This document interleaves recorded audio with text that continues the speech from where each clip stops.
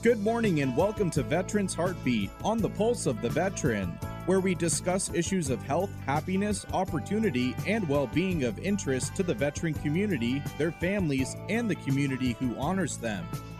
Good morning and welcome to another episode of Veterans Heartbeat, brought to you by River, the Rural Institute for Veterans Education and Research. My name is Jason Zencraft. My co-host Ed Lasofsky is here with me, and he is the Executive Director of River. We welcome you to a weekly wide-ranging discussion of issues, events, opportunities, and needs in our veteran community.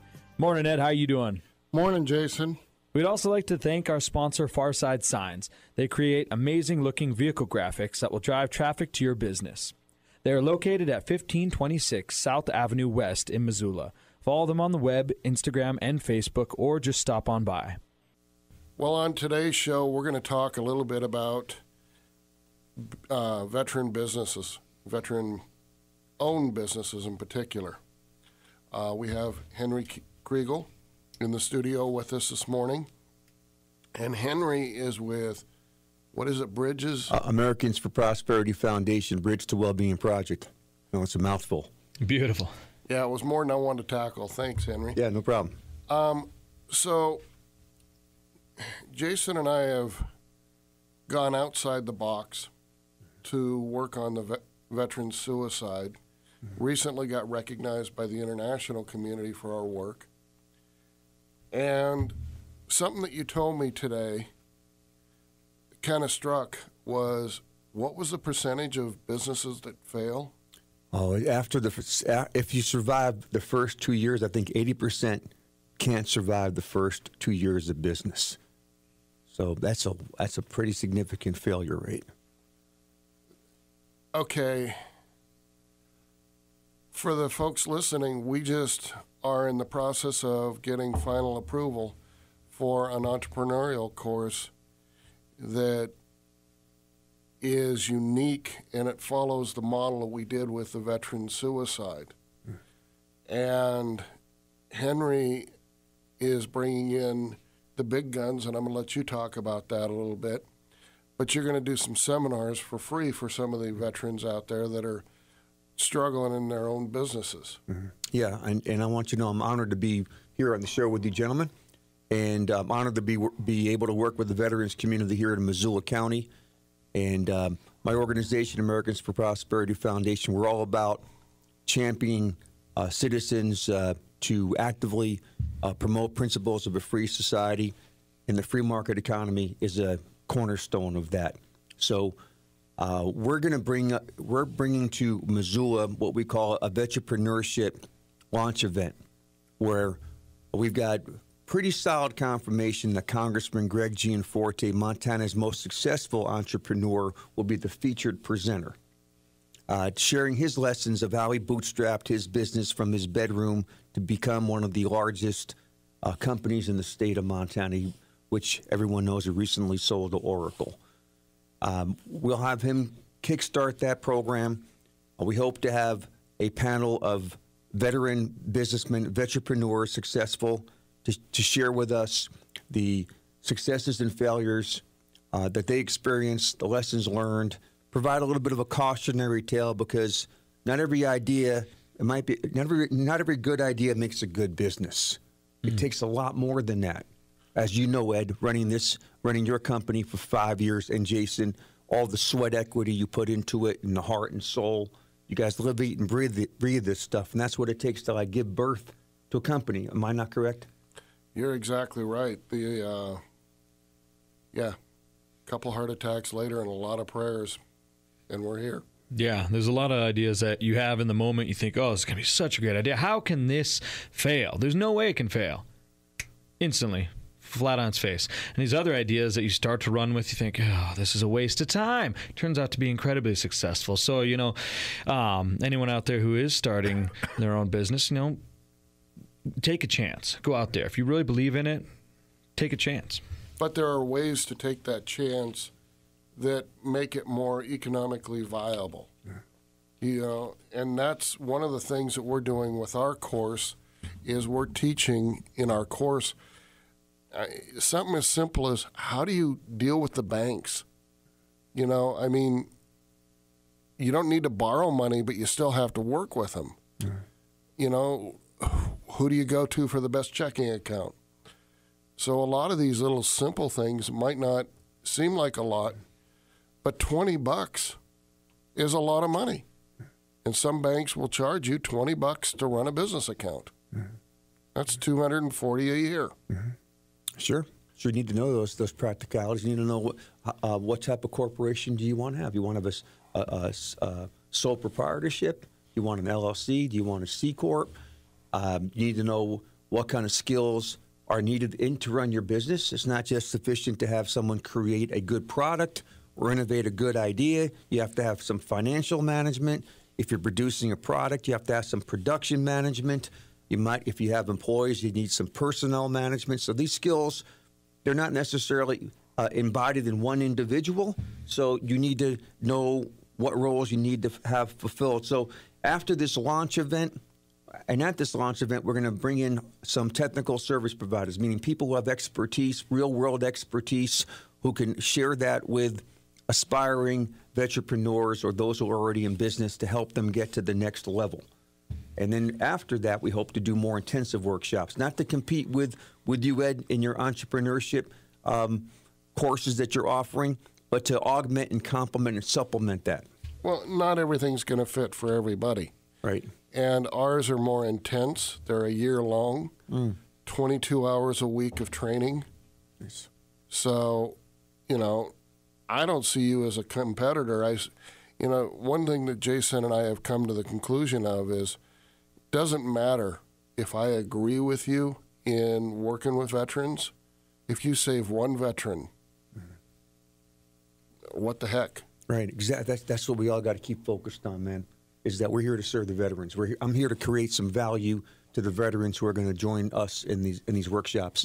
And if I might share, I'm glad to know that River is going to come on as a co-sponsor for these events. Absolutely. And I think we got United States of Hope, USOH. I'm meeting with them today. They expressed a strong desire to come on as co-sponsors. And we'll bring on, we talked to a student group on campus yesterday. They may come on as co-sponsors. There are a good number of student veterans up there at UM that might join us as well and get more practical education and entrepreneurship hanging out with us. Yeah. So they're welcome to join us as well. I'm not knocking the training that an MBA goes through, but a lot of what they teach them is for a larger corporation. When you're trying to bootstrap or take an idea and move it forward, sometimes the only rule is there is no rule. As probably you have discovered, launching River from having a passion and a dream in your heart, and in my short period of time getting to know you, Ed, and working with Jason, you guys have a real deep passion to helping and saving veterans. Otherwise, I don't think we'd be in this room here together today. So I see that from the onset, and I'm really touched by that, to be honest with you. And whatever we can do to provide whatever help we can, whatever value we can create, we'll do our best. We'll do the best we can. You know, I know there's others out there that have successful businesses. We're willing to sit down and talk with them also if they want to contact us at the River program, and we can get them in touch with you, Henry. Sure, absolutely, and they'd be welcome to come join us. In fact, we have one of your staff people, or two of them, are out there meeting with veteran entrepreneurs on a monthly basis. I believe it's the fourth Tuesday of the month in the evening, and I'm sure that Ed can provide more info on that. And from that pool of people, we'll probably have some of those folks sit on our panel, and hopefully some of them will be joining us for the launch event and the follow-up intensive workshops on subjects like business planning, how to develop your marketing plan, developing your financial management systems, how to manage personnel better, whatever else veterans share with us that they want to learn more about. See, I got personnel down. It comes down to two statements: no, or I don't know. Don't listen to that, listeners. Is there a third, like, go talk to Jason? Nope. He might know. Well, I'm on a serious note, though. There's a quote I heard once, and I absolutely love it. It says, "No such thing as bad teams, only bad leaders." Not to say that that anybody can do any job. No, that's not true. At a certain point, there's certain individuals that are not going to take responsibility. They're not going to work with the team. They're not going to contribute to the overall mission. And when it comes to it, those people may need to be let go. But a majority of issues that people run into is they're not working as a team. Why do people not work as a team? It's because they don't have a strong leader. Once that strong leader is there or fulfills their full potential, then that team starts to unify and productivity goes through the roof. And suddenly everybody's working in the same direction at the same goal, because everybody can be going the same direction, or, hey, we're going to help veterans. But if one person thinks, no, we need to do it this way, we need to do it this way, we need to do it this way, face value is, oh, we're all helping veterans. Well, not really. Take River, for example. Everybody came to a point, and we all focused at one specific goal at a time, and everybody came together to make that goal a reality. And that's what needs to be done, I can tell, man, sitting in your conference room with your team, I can tell you guys have built a strong bond among yourselves, and you got a real strong sense of community around that table. Wow. And you don't see that in every community or every organization that I work with. I think every one of us in the River team has been affected by a brother or sister killing themselves. Absolutely. And that's our focus. That's our purpose in life. Yeah. And, a lot of these veterans, let's face it, it's kind of hard to take orders from a 20-year-old manager at McDonald's that doesn't even know what life is all about. And the veteran has skills that can be put to use in a business. And it may be that they use those skills in a certain way in a business, but they hire others. We had Tim O'Leary from the Kettle House on here, and that is somebody you need to talk to. Yeah. And he said that, when he started the beer business, it was, but when he let people do what they do best and got the hell out of their way, that business took off like a rocket ship. Yeah, and another great story from Tim is I was at this marketing summit, or Ed and I both were, and he was up in front of, 1,000 people, 1,200, however many it was, and he was telling a story about how he came out with his line of beers, very popular, and he said, I want to put them in cans, do 16-ounce cans, so, you don't have to go through as many.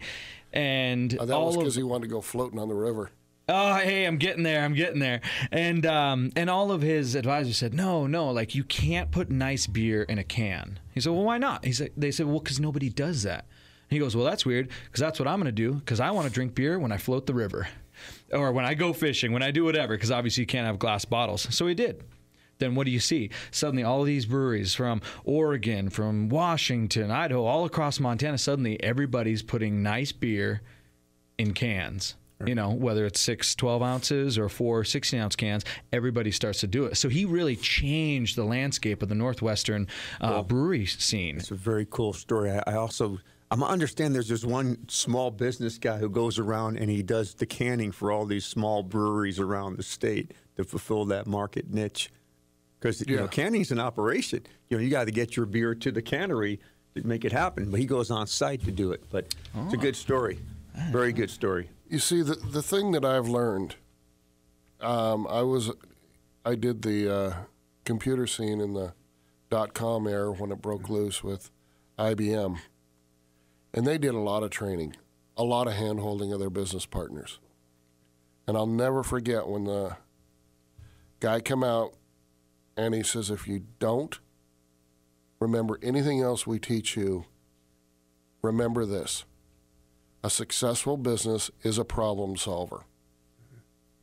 So if you can solve a person's problem, you're going to make money. And that's ethical. And that means you have to innovate every time a problem arises. Exactly. Yeah. It's good. It's good stuff. So, we'll be hopefully sharing some of those stories from, hopefully we'll get Tim O'Leary to join us and other veteran entrepreneurs and tell us what they learned. Practically speaking, their successes, their failures, lessons learned. I know when I've shared this concept with you, Ed, you said that, hey, man, it's a tough grind to run a business. Not everybody's meant to run a business, even if they have a great idea. Maybe the great lesson to be learned from coming to our program is, hey, I might have a great idea, but I might not be set up to run with that idea, because you have to have strong family support. You got to have your finances in order. You got to be healthy and strong, and you got to be committed to nurture that business as if it was something in gestation you're going to give birth to, and you're going to watch grow. Now, if you have that tenacity and dedication and passion and love for what you want to bring to the world in terms of a service or a product that you think the market will value, that's better or different than someone else is doing, that's a great thing, and you can learn how to do that, hopefully, through my workshops, and definitely over a longer period of time through the course that you're going to provide. But you might walk away from this event and say, hey, whoa, I might not be ready for this thing. I might need more time to get my act together. I might want to, relaunch my career, which is totally legitimate. Yeah. I might want to stay with the job I got, and advance that way, and then perhaps put aside some money and work on my life so I can get to the point where I can launch my business. The outcome, we're all not attached to the outcome. The outcome I think we all want to have here is that we want to see a person become better through working with us, right? Mm-hmm. We want to focus on the individual, help them get to the next step. Yeah. Well, and you made a good point yesterday. You said, not everybody needs to start their own business. If everybody started their own business, there'd be no employees. There's some people who are perfectly content to work for an organization where they truly believe in that mission and manage people in that, or do what they love, and that's important. People sometimes have this feeling like, I need to do this. You don't necessarily need to start your own business. However, most veterans, that is right down the pike. I mean, that's going to be so much more appealing to them, because then, as Ed said before, they're not working at an organization where, snot-nosed 20-year-old is telling them, oh, this is, and waving their finger at them and whatever else, when the veteran's sitting there thinking, look, I went to war. I commanded teams. Like, what? Don't tell me what I can and can't do, So it gets into that situation. Not all the time. The other thing is that you guys got to be thinking about out there in Radio Land is you might have a good idea, but as we said, team and veterans are very team-oriented. Mm-hmm. We're working with a coffee company out of Washington that sells coffee to raise funds for fallen Green Berets. Yeah. And we're in initial talks, but the Green Star families that we've been supporting around the state, we keep putting a lot of money out for it because VA only has $300 to bury somebody. That's nothing. So they're agreeing to help us by providing a coffee blend for the Green Star families. So there's an example of, okay, we're not going in the coffee business, but we can partner with somebody. Yes, indeed, and they get the benefits of social marketing. Yeah. They are able to use the revenues they're generating to support a cause they believe in, that they're aligned with, and it's a win-win-win situation. Yeah, if anyone has a chance, check them out. Their company name is De Espresso Liber, play on the motto for Green Berets, because 2 Green Berets started the company. And just to dive a little bit deeper into what they do, they have, I believe it's called Gold Star blends, and there's about 9, 11, something like that, different blends, and it's named after a different Green Beret operator.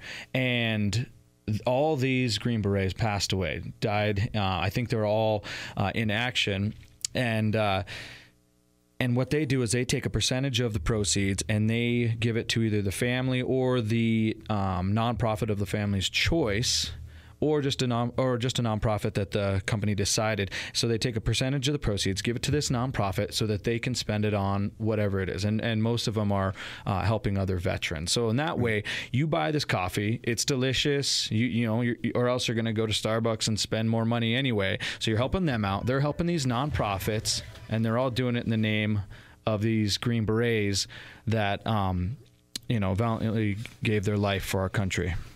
So I guess the point that we were making is, if you've got an idea for a business and you don't think you've got everything that you need, come to us at River, come to Henry, and let's see if we can't get a team together to make it happen for you. Absolutely. And just to give you like an idea when this is, we don't have the date locked in because we have some variables we got to tie down. One is Congressman Gianforte's schedule, key thing.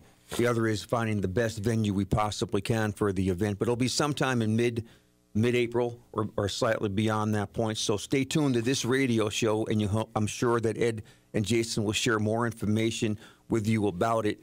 And if I might just take a little bit of a step back on the concept of, hey, if starting a business is not your thing to do, and finding a job that you have a passion for that can lead to a career or teach you the skills that you need to know in order to develop your own business in that field, if that's where you want to go, that's always a good route.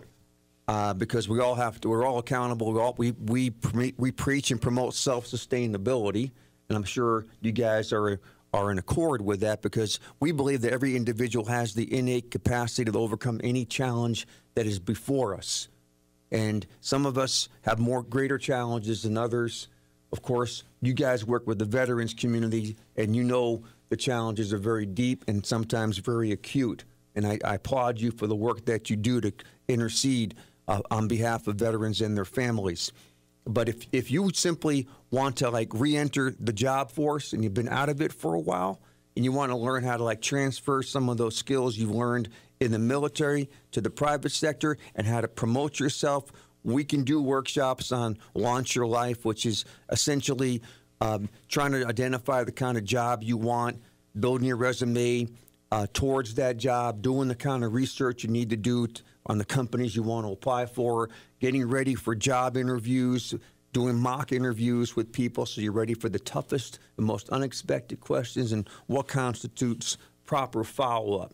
So those are another one of our workshops that we have offered as part of Bridge to Wellbeing, which is our program. I might just say real briefly what the philosophy of this program is all about. It's simply this: we believe that if we help people develop their skills and increase the knowledge, that they'll be able to pursue the kind of life they want, the American dream as they see fit.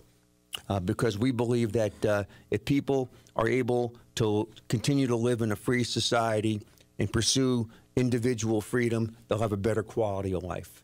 That's our core message, and we want to kind of shift people away from moving. I know the culture is moving more and more towards this entitlement type mentality. We want to shift people away from that. We don't want to cut them off.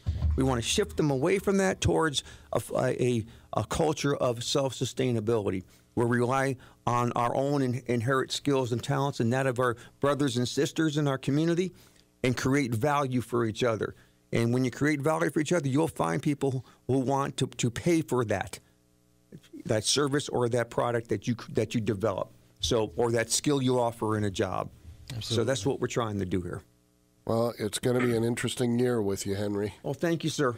We appreciate being here with you. With just the final minute, I would just say that we're going to do this. This is going to be a great launch event of our Vetepreneurship Project. We're going to bring some of the best people I can. One of my presenters was the founder of the Veterans Business Outreach Center over there in Billings, 8-state region, operated out of Billings. Another one of my associates spent 30 years working in Native American country, helping Native Americans develop businesses. That's a real challenged environment and culture to work in. And we've got, all likelihood, Congressman Gianforte will be with us. We'll find some veterepreneurs in our area. We're going to try to bring some mentors, people to offer themselves as mentors to veterans, because everyone needs coaching and they need ongoing support. We don't work well in a vacuum in isolation. We're better, as you mentioned, in a team with some level of accountability for each other. And we hope to do this not just in Missoula. Missoula is kind of our test area. But we hope to take this project to Bozeman, where I come from, and over there in Billings, and ultimately around the nation. This is the first in the nation for my organization to do this event. There's a lot of positive attention on this thing, If we make a successful run out of this deal, we can see this being replicated elsewhere, and my group working with similar organizations like yourself throughout the U.S. Well, thank you, Henry, for showing up this morning. Absolutely. Yeah, we're honored to be a part of this event. This week, we had one of our veterans come in for some counseling over an issue of bullying in the Big Sky High School. We were successful in working with Quentin Rhodes, an attorney here in town, and we successfully were able to get the courts to issue an order of protection. The kid that threatened to shoot up the school, and I'm only going off a public record here within the order of protection, and did bodily injury to the veteran's kid, deserved better than what he got. And it was really, I'm going to give 3 shouts out to Judge Holloway. She did an excellent job by issuing that order of protection. And folks, if you have this going on, it's your right to get one of these orders. Don't be afraid to use that right. Protect your kids in a civil way. So thank you very much for listening to Veterans Heartbeat. We'd not be able to bring it to you without all the support of the listeners. And thank you again to Farside Signs for sponsoring the show. If you do need a unique vehicle design, swing on by and check them out. Also, thank you to our main sponsor, River. River has an array of services such as veterans-focused education, a vestibular disorder clinic, and now non-pharmaceutical treatments for pain, anxiety, and depression. Check them out on Facebook or on the web at riverofchange.org. Lastly, we'd like to show our appreciation to all of our veterans. Thank you for serving our country and keeping it safe.